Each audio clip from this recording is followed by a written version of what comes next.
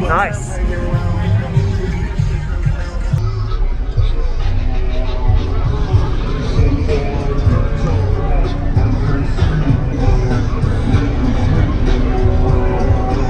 Sure, I'll hear it.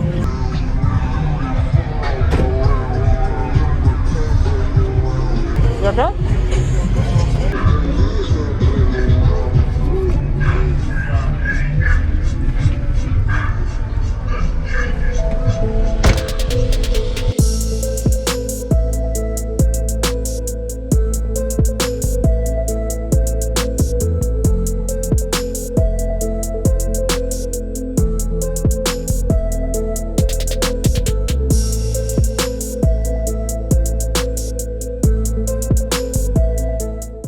So could you tell me your name real quick and what you got?